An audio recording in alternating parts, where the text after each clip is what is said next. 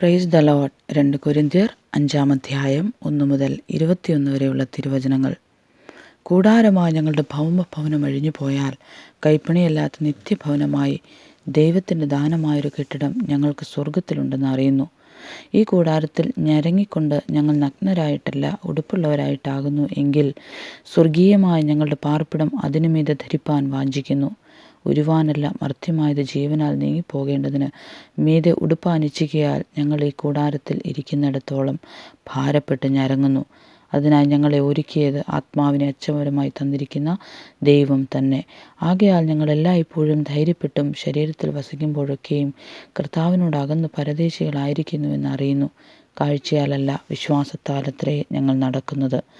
ഇങ്ങനെ ഞങ്ങൾ ധൈര്യപ്പെട്ട് ശരീരം വിട്ട് കർത്താവിനോടുകൂടെ വസിപ്പാൻ അധികം ഇഷ്ടപ്പെടുന്നു. അതുകൊണ്ട് ശരീരത്തിൽ വസിച്ചാലും ശരീരം വിട്ടാലും ഞങ്ങൾ അവനെ പ്രസാദിപ്പിക്കുന്നവരാകുവാൻ അഭിമാനിക്കുന്നു. അവനവൻ ശരീരത്തിലിരിക്കുമ്പോൾ ചെയ്തത് നല്ലതാകിലും തീയതാകിലും അതിന് തക്കവണ്ണം പ്രാപിക്കേണ്ടതിന് നാം എല്ലാവരും ക്രിസ്തുവിൻ്റെ ന്യായാസനത്തിൻ്റെ മുമ്പാകെ വെളിപ്പെടേണ്ടതാകുന്നു. ആകയാൽ കർത്താവിനെ ഭയപ്പെടണമെന്ന് അറിഞ്ഞിട്ട് ഞങ്ങൾ മനുഷ്യരെ സമ്മതിപ്പിക്കുന്നു. എന്നാൽ ദൈവത്തിന് ഞങ്ങൾ വെളിപ്പെട്ടിരിക്കുന്നു, നിങ്ങളുടെ മനസ്സാക്ഷികളും വെളിപ്പെട്ടിരിക്കുന്നു എന്ന് ഞാൻ ആശിക്കുന്നു. ഞങ്ങൾ പിന്നെയും ഞങ്ങളെ തന്നെ നിങ്ങളോട് ശ്ലാഘിക്കുകയില്ല. ഹൃദയം നോക്കിയിട്ടല്ല മുഖം നോക്കിയിട്ട് പ്രശംസിക്കുന്നവരോട് ഉത്തരം പറവാൻ നിങ്ങൾക്ക് വക ഉണ്ടാകേണ്ടതിന് ഞങ്ങളെക്കുറിച്ച് പ്രശംസിപ്പാൻ നിങ്ങൾക്ക് കാരണം തരികയത്രേ ചെയ്യുന്നത്. ഞങ്ങൾ വിവശന്മാർ എന്ന് വരികിൽ ദൈവത്തിന് സുബോധമുള്ളവർ എന്ന് വരികിൽ നിങ്ങൾക്കുമാകുന്നു ക്രിസ്തുവിൻ്റെ സ്നേഹം ഞങ്ങളെ നിർബന്ധിക്കുന്നു. എല്ലാവർക്കും വേണ്ടി ഒരുവൻ മരിച്ചിരിക്കെ എല്ലാവരും മരിച്ചു എന്നും ജീവിക്കുന്നവരിന് തങ്ങൾക്കായിട്ടല്ല തങ്ങൾക്ക് വേണ്ടി മരിച്ചുയർത്തവനായിട്ട് തന്നെ ജീവിക്കേണ്ടതിന് അവൻ എല്ലാവർക്കും വേണ്ടി മരിച്ചുവെന്നും ഞങ്ങൾ നിർണയിച്ചിരിക്കുന്നു. ആകയാൽ ഞങ്ങൾ ഇന്നു മുതൽ ആരെയും ജഡപ്രകാരം അറിയുന്നില്ല. ക്രിസ്തുവിനെ ജഡപ്രകാരം അറിഞ്ഞുവെങ്കിലും ഇനിമേൽ അങ്ങനെ അറിയുന്നില്ല. ഒരുത്തൻ ക്രിസ്തുവിലായാൽ അവൻ പുതിയ സൃഷ്ടിയാകുന്നു.